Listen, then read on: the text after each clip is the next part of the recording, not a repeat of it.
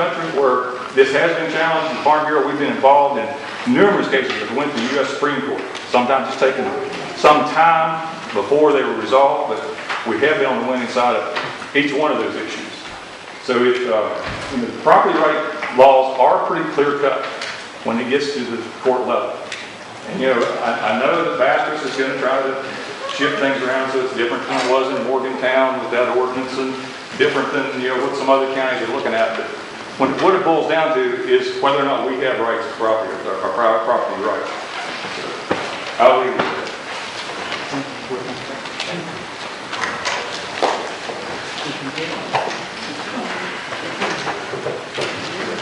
Is anyone else associated with Farm Bureau want to speak? I'll speak, but I'm speaking back here. Okay, Kenneth? I'll echo what Charles said. I'm a landowner, and there's a thin line between these ordinances, and I'm strictly opposed to zoning. And I always have been, and I always will be.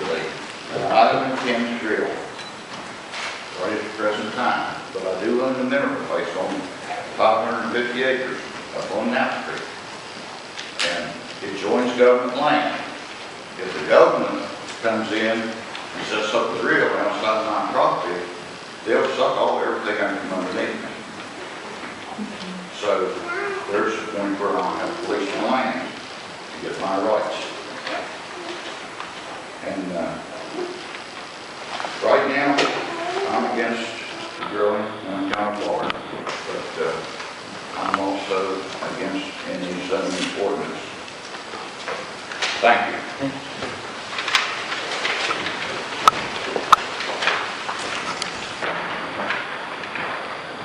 Anyone else? No, I'm a member of the Farm Bureau. Sure. If you will see my site, you will see that we have gone through the Morgantown lawsuit, line by line, and excerpted it so that you can see that property rights were the things that messed it up for Bastrop. He knows that he lost in that. He knows he can't win, but he'll still charge the money.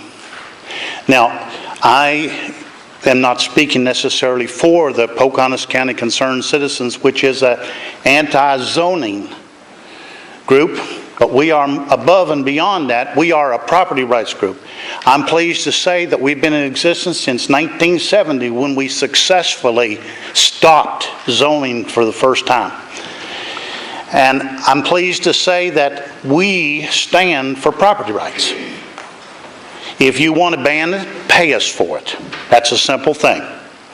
I've got my land. I have not signed a lease for it.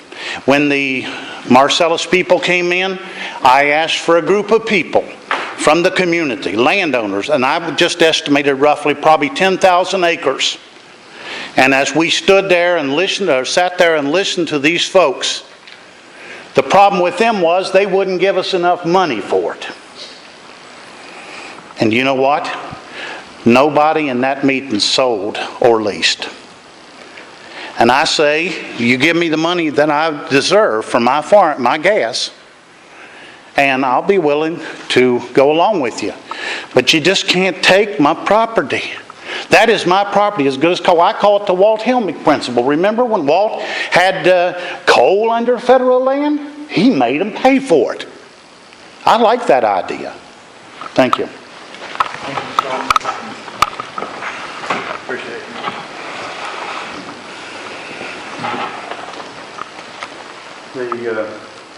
I guess this is a good time to say, if anybody wants to join Farm Bureau, we have applications.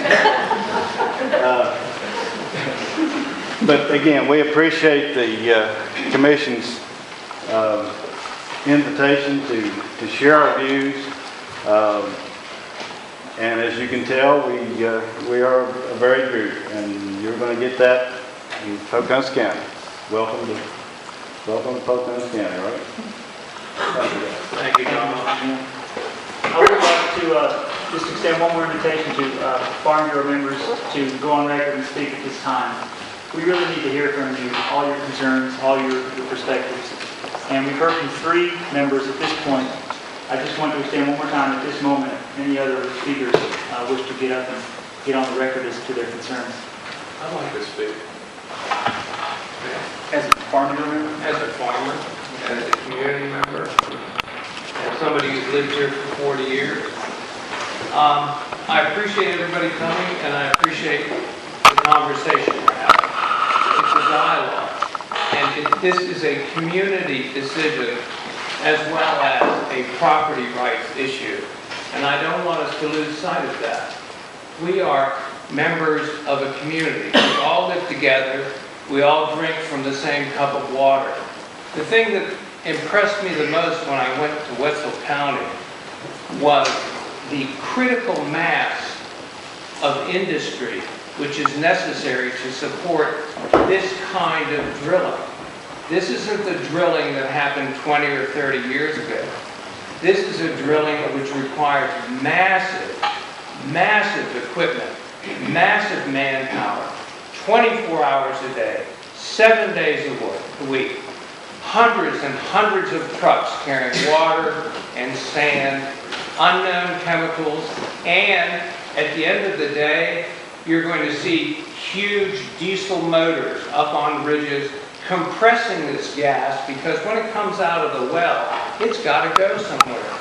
So it's going to go in very wide, almost 219-like swaths of land cut through farms and woods and communities for pipelines, and it's going to be driven by these compressors, these many, many horsepower motors that you can hear from many, many miles away, driving this gas. And these are all situated on very big sites. You're going to have a sort of landing sites in the community for equipment, for trucks to park, for dozers to park, for backhoes to be in, for personnel to gather.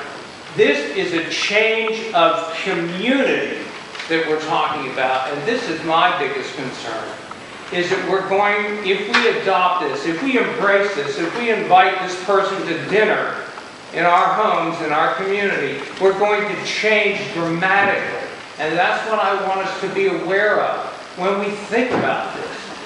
It's not just one individual making up his or her mind, which a person has a right to do. As a farmer, I appreciate that. I love the little 5 steers I have in my sheep. I just love that atmosphere. And that's my choice. And it's your choice to put a well on your property if you would so do that. But I want you to understand that you can't just put one well on there. There are going to be hundreds or none, because there has to be an infrastructure, a great grand industry of money and power in order to put that all in place and get the gas out of here. So this county will never look the same once it happens. If we reach that tipping point, we'll never be able to look back, except maybe in the photographs that we all have of what it is like now. Thank you. Thank you, Mr. Secretary.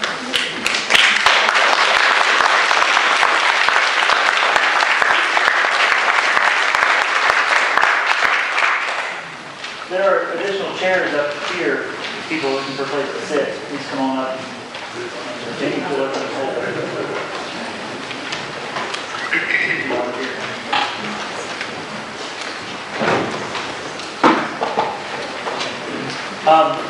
As Mr. Sattler alluded to, the 3 of us commissioners did take a trip to Wetzel County on Thursday.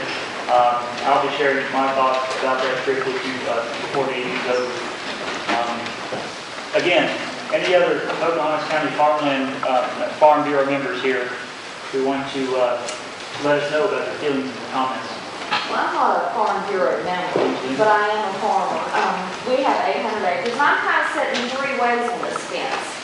As a property owner, as a farmer, and as a business operator.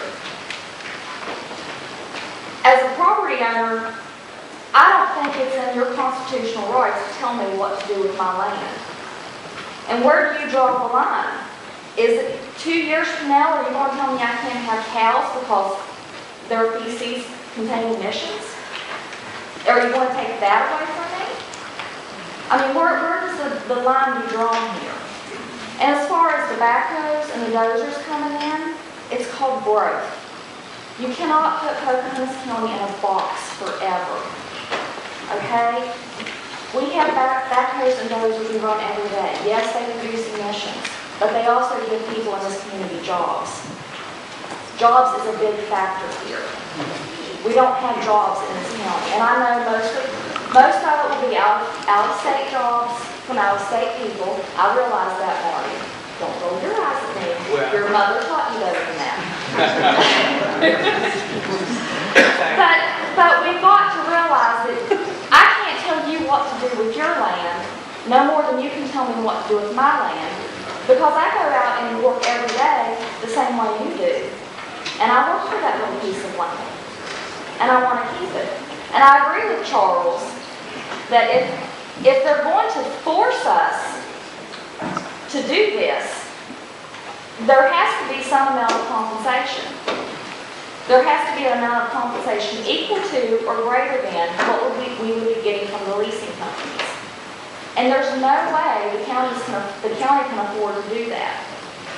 But my biggest issue is what way are you going to take away from me next? And you know, I am on both sides of the fence. Me and Joanne talked about this earlier. You know, I can see the negatives, I can see the positives from it. I mean, it's a very thin line that everyone's having to decide on. We have 800 acres we've not leased. Don't plan on leasing, but that's our personal choice. But I don't want the government to turn around and say, you have to lease. Marty, you have to lease your farm. Or David, you don't lease. You can't lease your farm. That should be my decision. And that's how I feel on it. So now that I got my 2 cents out, I'll shut up. Amen. Thank you. What's your name? Angelina Ryder.